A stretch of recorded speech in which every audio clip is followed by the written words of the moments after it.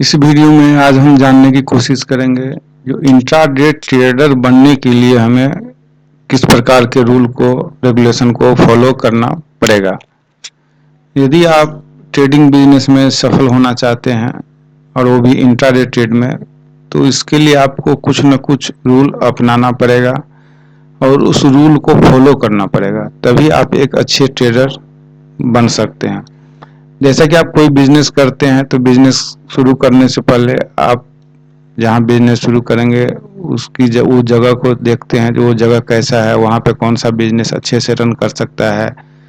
उसके बाद देखते हैं कि उसमें कितना कैपिटल लगेगा, क्या हम उतना कैपिटल ला पाएंगे कि नहीं ला पाएंगे, और तरह तरह की चुनौतियाँ होती है, उस सबको आप पहले देखते हैं। उसके बाद एक छोटा सा भी बिजनेस शुरू करते हैं। तो उसी प्रकार यदि आप ट्रेडिंग बिजनेस में आना चाहते हैं और ट्रेडिंग बिजनेस को अपनाना चाहते हैं और इसमें हम सफलता पाना चाहते हैं, तो इसके लिए आपको कुछ न कुछ अपने रूल रेगुलेशन को फॉलो करना ही पड़ेगा। और यदि आप इंट्राडे ट्रेड करते हैं और करना चाहते हैं, तो इसके लिए तो बहुत ही ज़रूरी है जो आप डिसिप्लिन होकर ही ट्रेड करें। तो सबसे पहले आपको स्टडी करना पड़ेगा मार्केट का, चार्ट का। आप जिस भी प्रकार के ट्रेडर बनना चाहते हैं, प्राइस एक्शन ट्रेडिंग करना चाहते हैं या इंडिकेटर के साथ करना चाहते हैं या कैंडल स्टिक के साथ करना चाहते हैं, तो जिस प्रकार से भी आप करना चाहते हैं उसको फॉलो करना पड़ेगा। ये नहीं जो हम प्राइस एक्शन भी फॉलो करें, कैंडल स्टिक भी फॉलो कर लें और इंडिकेटर भी फॉलो कर लें। तो ये सारे यदि आप मिक्स कर देंगे तो आपको चार्ट पे कुछ भी दिखाई नहीं देगा। और स्टॉक मार्केट में हमेशा प्राइस को बाय किया जाता है, न कि किसी इंडिकेटर को, न कि कैंडल को। हमेशा प्राइस को देखा जाता है और प्राइस के अनुसार ही आप बाय और सेल या ट्रेड करते हैं। तो चलिए हम चलते हैं उस रूल्स के ऊपर। तो ऐसे कौन कौन से रूल है जिसे हमें फॉलो करना पड़ेगा। तो सबसे पहले आपको इंट्राडे ट्रेडर बनने के लिए आपको एक ट्रेडिंग स्टाइल डेवलप करना पड़ेगा अपने अंदर। आप दूसरे के पे कब तक आप दूसरे को फॉलो करोगे और कब तक आप उन पे विश्वास करोगे। यदि मान लो आज आए वो है तो आपको सब कुछ दे रहा है, प्रोवाइड कर रहा है जहाँ तक संभव हो सकता है। यदि वो कल नहीं रहे तब आपका क्या होगा, कभी आपने सोचा है? तो पहले ये सोचिए, तो जो भी करें हम अपने बलबूते पे करें तो वो बेस्ट होता है आपके लिए भी, आपके लाइफ के लिए भी, आपके फैमिली के लिए भी। हाँ, जब तक नहीं हो रहा है तब तक ठीक है, कोई दे रहा है कुछ स्टॉक निकाल के, चाहे कुछ आपको न्यूज़ दे रहा है, उस बेस पे आप ट्रेड कर रहे हैं तो ठीक है, लेकिन धीरे धीरे उसको आप सीखने की कोशिश करें। हमेशा लर्निंग पोजीशन को अपनाए रखें, हमेशा कुछ न कुछ सीखने की कोशिश करें। तो सबसे पहला जो है आप अपना एक ट्रेडिंग स्टाइल डेवलप करें। दूसरी बात है हमेशा फोकस करें अपने रिस्क मैनेजमेंट पे। आपके पास यदि 1000 रुपया है तो आप उसी के अनुसार ट्रेड करें। ये कभी न सोचे जो हमारे पास 1000 रुपया है तो हम 10,000 रुपये का ट्रेड कर लें या 20,000 रुपये का ट्रेड कर लें। यदि आपके पास 1000 रुपया है और आप 20,000 रुपये का ट्रेड लेते हो और आपको लॉस हो जाता है तो आपको रिकवरी कहाँ से होगा। तो ये सब सोचने के बाद अपने रिस्क मैनेजमेंट को फॉलो करने के बाद ही आप ट्रेड लेने की कोशिश करें। अब हम आते हैं इंट्राडे ट्रेड में। इंट्राडे ट्रेडर के लिए सबसे ज़रूरी चीज़ है जो आप उस स्टॉक का चयन करें जिस स्टॉक में लिक्विडिटी हो। यानी जब भी हम उस स्टॉक को बाय करने की कोशिश करें तो बाय हो जाए और सेल करने की कोशिश करें तो सेल हो जाए। मार्केट में ऐसे बहुत स्टॉक पड़े हुए हैं जो आपको भाव दिखाएगा 100 रुपये का, जब आप उसमें ट्रेड लेने की कोशिश करेंगे तुरंत 120 हो जाएगा। जब आप बेचने की कोशिश करेंगे तो आपका 180 रुपया हो जाएगा। तो इस तरह के स्टॉक आपको बहुत मिलेंगे, उसमें लिक्विडिटी नहीं रहता है, वो एक दिन में 20% 30% ऊपर नीचे होता रहता है। तो इस तरह के स्टॉक में आप कभी भी ट्रेड लेने की कोशिश न करें, हमेशा लिक्विड स्टॉक में ट्रेड लें। जैसे कि निफ्टी 50 का स्टॉक है, ये स्टॉक जो है, ये स्टॉक मार्केट का जो है सिरमौर स्टॉक है। ये जो 50 स्टॉक होता है निफ्टी 50 के अंदर, ये उसी स्टॉक को रखा जाता है जिस कंपनी का हर कुछ अच्छा होता है। तब हमेशा निफ्टी 50 या नेक्स्ट निफ्टी 50 या ज़्यादा से ज़्यादा मिड कैप स्टॉक तक जाइए, या नहीं तो फिर एफएनओ में जितने भी स्टॉक हैं उस स्टॉक को ट्रेड करने की कोशिश कीजिए, क्योंकि इसमें लिक्विडिटी रहता है। जब भी आप बाय सेल करने के लिए जाएंगे वो आसानी से इजीली बाय और सेल हो जाएगा। अब मान लीजिए किसी स्टॉक में हमको ट्रेड करना है, तो स्टॉक आपको एक दिन पहले सिलेक्ट करके रखना पड़ेगा।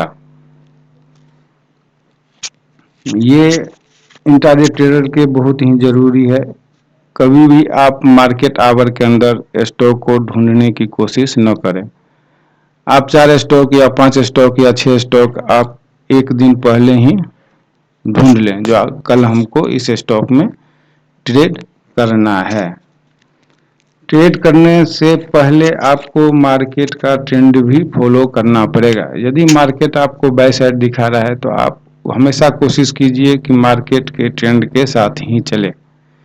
यदि मार्केट का ट्रेंड पॉजिटिव है तो आप हमेशा बाय करने की कोशिश करें। हाँ, बाय कहाँ से करना है सेल और कहाँ से नहीं करना है ये क्वेश्चन हो सकता है, तो इसको हम अलग से देखेंगे। लेकिन यदि मार्केट का ट्रेंड पॉजिटिव है तो हमेशा आप बाय करने की ही कोशिश करें, किसी भी स्टॉक में सेल करने की कोशिश करें न करें। यानी जो स्टॉक सेल होने की कोशिश कर रहा है उस स्टॉक को आप अवॉइड करने की कोशिश करें। जो स्टॉक बाय होने का आपका सिग्नल दे रहा है उस स्टॉक में आप ट्रेड लेने की कोशिश करें। आप स्टॉक सिलेक्शन कर लिए, मार्केट का ट्रेंड भी देख लिए, उसके बाद आप उस स्टॉक पे हाइपो बनाइए। जो इस स्टॉक पे हमको क्या करना है, हमको बाय करना है या सेल करना है। यदि हमको बाय करना है तो किस पोजीशन में बाय करना है, सेल करना है तो कहाँ से हमको सेल करना है, ये आपको अच्छे से पता होना चाहिए। आपका हाइपो बन जाने के बाद आपको स्टॉक की ओपनिंग देखनी पड़ेगी। जो स्टॉक की ओपनिंग कहाँ हुआ है, क्या हमारे हाइपो के साथ हुआ है या नहीं हुआ है। यदि आपके हाइपो के साथ स्टॉक की ओपनिंग हुआ है तो उस स्टॉक को आप चार्ट पे जाइए और वहाँ उसमें ट्रेड लेने की कोशिश कीजिए। जिस स्टॉक की ओपनिंग आपके हाइपो के विपरीत हुआ है उस स्टॉक को उस दिन के लिए अवॉइड कर दीजिए, या नहीं तो फिर उसको अपने लेवल पे आने दीजिए जहां से आपको बाय या सेल करने के लिए उस स्टॉक में हाइपो बनाए। लेकिन उस स्टॉक को आप अवॉइड कर देंगे उस दिन के लिए तो आपके लिए अच्छा रहेगा। अब आते हैं हम अगली पॉइंट पे। इतना सब कुछ होने के बाद आपने हाइपो बना लिया, ओपनिंग देख लिया, उसके बाद आती है जो भाई हम एंट्री आपको अब फाइंड करना है, एंट्री पॉइंट फाइंड करना है। तो एंट्री पॉइंट हम कैसे फाइंड करेंगे? आपको एंट्री पॉइंट फाइंड करने से पहले आपको रिकन्फर्मेशन भी लेना पड़ेगा। जैसे मान लीजिए हमारा कोई एंट्री पॉइंट है या मिसप्लेस कैंडल है, तो मिसप्लेस कैंडल एक बन जाने से उसमें हम कूद जाएं, उसमें एंट्री ले ले, ऐसा कभी नहीं होता है। उस मिसप्लेस कैंडल को आपको वेरीफाई होना पड़ेगा, या मार्केट खुद वेरीफाई कर देगा जो हाँ ये एक मिसप्लेस कैंडल है, तभी हम इसमें एंट्री ले सकते हैं, अन्यथा एंट्री नहीं ले सकते हैं। जब तक मार्केट उस चीज को वेरीफाई नहीं करेगा तब तक हम एंट्री नहीं लेंगे। एंट्री लेने से पहले किसी भी स्टॉक में एंट्री लेने से पहले यदि हमारा एंट्री पॉइंट भी मिल गया, सब कुछ मिल गया, उससे पहले हमारे दिमाग में क्लियर कट होना चाहिए जो इसका एसएल कहाँ लगेगा। ये सब पॉइंट जो भी मैं बता रहा हूँ कृपया आप लोग इसको ध्यान से सुनिए, इसको याद रखने की कोशिश कीजिए और हो सके तो अपने नोटबुक में लिख लीजिए इसको। जब भी आप एंट्री लेने की कोशिश करें या एंट्री पॉइंट आपको मिल जाए उससे पहले आपके दिमाग में क्लियर कट होना चाहिए जो आखिर इसका एसएल क्या हो सकता है। उस वैसे एसएल को ढूंढिए जो आपको मार्केट न ले सके। एसएल लगाने से पहले आपका उसका टारगेट भी क्लियर होना चाहिए। यदि आप मार्केट में 100 रुपया या 200 रुपये का एसएल ले रहे हैं किसी भी ट्रेड में, तो कम से कम आपको 1:2 का रेशियो रखना पड़ेगा।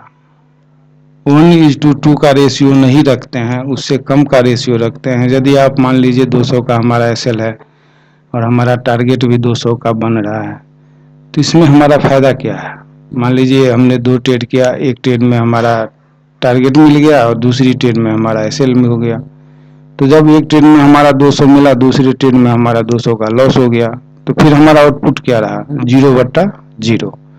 तो इस तरह से ट्रेड न लें। नहीं मिलेगा ट्रेड, मत लीजिए आप उस दिन ट्रेड, अगले दिन का इंतजार कीजिए। आपके पास पैसा रहेगा तो आप एक नहीं 10 ट्रेड भी ले लेंगे।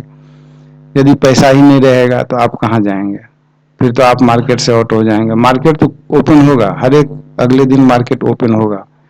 जो मार्केट का टाइमिंग है हफ्ते में 5 दिन ओपन होना, तो होगा ओपन, लेकिन आप नहीं रहेंगे उस मार्केट में। इसीलिए कभी भी 1:1 का ट्रेड लेने की कोशिश न करें, अवॉइड करें ऐसे ट्रेड से। हमेशा 1:2, 1:3, 1:5, 1:2 से ऊपर का ही ट्रेड लेने की कोशिश करें, उससे नीचे का ट्रेड लेने की कोशिश न करें। हाँ, वो आपका टारगेट है 1:2, नहीं मिला एक अलग बात है, आपका एसएल हो जाए वो एक दूसरी बात है, लेकिन आपका टारगेट, एसएल और एंट्री पॉइंट, एंट्री करने से पहले ये तीनों चीज आपके दिमाग में क्लियर होना चाहिए, तभी आप एंट्री के लिए जाइए, अन्यथा उस स्टॉक में आप एंट्री मत लीजिए। अब जब एक बार हमने एंट्री ले लिया इस स्टॉक, किसी भी स्टॉक में, तो फिर आपको उस स्टॉक को या तो टारगेट के लिए रुकना है, यानी तो फिर उसका एसएल होने देना है। दो में से कोई एक चीज होने दीजिए। ये नहीं जो थोड़ा ऊपर नीचे हो, हमारा दिमाग अब काम नहीं कर रहा है जी, हम निकल जाते हैं यहाँ पे, ऐसे करते हैं वैसे करते हैं, ये दिमाग में कभी कभी मत लाइए। बिल्कुल डिसिप्लिन हो जाइए, या तो हमारा एसएल देगा या हमारा टारगेट देगा। ठीक है, यदि आपने 10 ट्रेड लेते हैं, 10 ट्रेड में से यदि 5 ट्रेड में आपका एसएल भी हो जाता है और 5 ट्रेड यदि आप प्रॉफिटेबल रहते हैं, फिर भी आप पूरे वीक में प्रॉफिटेबल ही रहेंगे। आप ये सारा गणना करके आप देख सकते हैं, जो 1:2 का ट्रेड हम ले रहे हैं तो कब तक हम प्रॉफिट रहते हैं। यदि हम 10 ट्रेड लेते हैं, 10 ट्रेड में यदि हमारा एसएल हो जाता है तो हमारा एसएल कितना होगा? 10 ट्रेड में से यदि हमारा 5 में एसएल होता है तो हमारा एसएल होगा 5, माने यदि 200 का पर ट्रेड हमारा एसएल है तो 1000 रुपया होगा। और 1:2 हम जाते हैं, यदि 5 ट्रेड में हम प्रॉफिटेबल हैं तो कितना हुआ?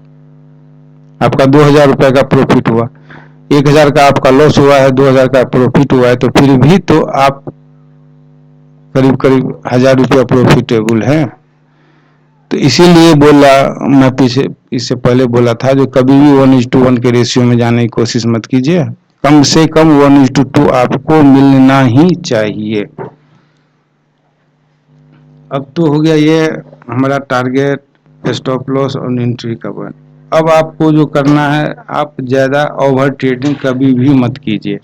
आपको पूरे दिन में 2 या 3 ट्रेड, ज़्यादा से ज़्यादा 3 ट्रेड आप लीजिए, इससे ज़्यादा लेने की कोशिश मत कीजिए।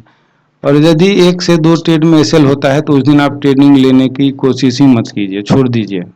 आप ये चीज़ को मान लीजिए, जो आज का दिन मेरा नहीं है, आज हम ट्रेड नहीं लेंगे, आज हमारे अनुसार मार्केट वर्क नहीं कर रहा है, या हम मार्केट को आज समझ नहीं पा रहे हैं, उस दिन छोड़ दीजिए।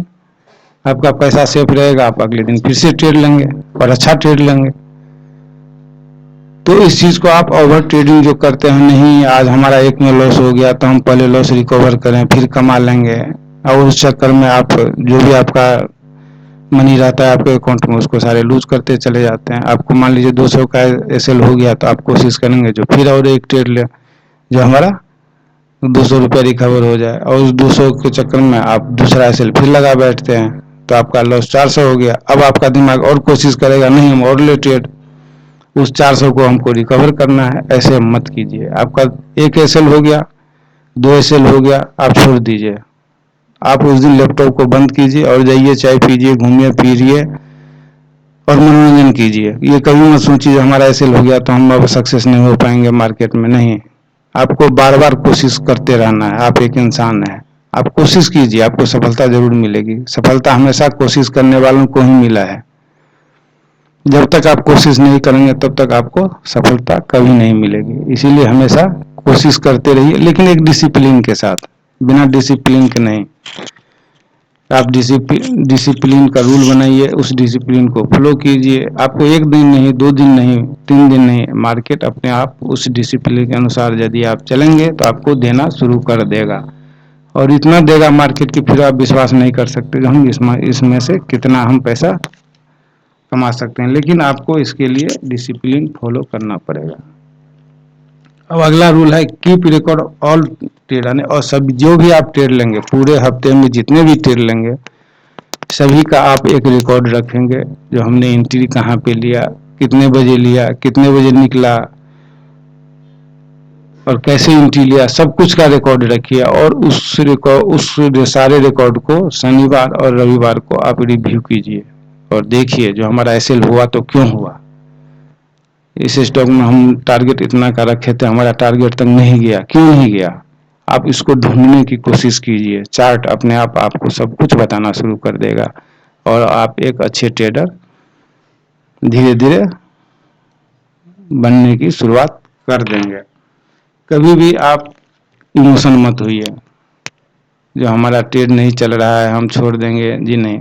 क्या यदि आप तीसरी चौथी पांचवी में पढ़ते थे, उसमें यदि किसी परीक्षा में फेल होते थे तो क्या आपने आगे नहीं पढ़ाई की है? आपने की है आगे पढ़ाई, तभी तो आप स्टॉक मार्केट में आए हैं, तभी तो इसको फॉलो करने की कोशिश किए हैं। यदि आपने 10th में फेल हो गया है तो क्या उसको दोबारा परीक्षा दे के पास नहीं किया है? किया है पास। तो फिर उसी विश्वास के साथ आप अपने अंदर उसी विश्वास को बनाए रखिए, आप उसको फॉलो कीजिए, उस कुछ रूल रेगुलेशन है उसको फॉलो कीजिए, सफलता मिलती है, सफलता मिलेगी। हम भी यदि आज कुछ निकाल पा रहे हैं मार्केट से तो हम भी कभी असफल थे, बहुत ज़्यादा असफल थे, इतना असफल थे कि आप लोग सोच भी नहीं सकते हैं जो हाँ मार्केट में इतनी असफलता के बाद भी कोई सफल हो सकता है। लेकिन सफलता की जननी ही असफलता है। यदि आपको असफलता नहीं मिला, आप असफल नहीं हुए जिंदगी में, तो फिर उस सफलता का कोई मायने भी नहीं रह जाता है। आप कठिन परिश्रम किए हैं तभी तो आप यहाँ तक पहुँचे हैं। इसीलिए कोशिश कीजिए, असफलता मिला है तो उस पर आप काम करना शुरू कीजिए। ये नहीं जो हमको असफलता मिला है तो हम घर बैठ जाए, हम मार्केट में नहीं करेंगे, ऐसे हो गया वैसे हो गया, नहीं, आप उस पर मेहनत कीजिए, आप डिसिप्लिन पे रहिए, अपने डिसिप्लिन को फॉलो कीजिए, अपने स्टाइल को फॉलो कीजिए, आपको सफलता जरूर मिलेगी। तो हो सकता है इस वीडियो से आपको आपके अंदर थोड़ी सी मोटिवेशन आए और आप अपने रूल रेगुलेशन बनाने के बाद ही आप इस मार्केट में ट्रेड लेने या इंट्राडे ट्रेडर बनने की कोशिश करें। फिर मिलते हैं अगले वीडियो में, इसका पार्ट 2 भी आएगा, उसको भी आप देखने की कोशिश करें और समझने की कोशिश करें। तो मिलते हैं हम अगले वीडियो में, अगले वीडियो का आप इंतजार कीजिए।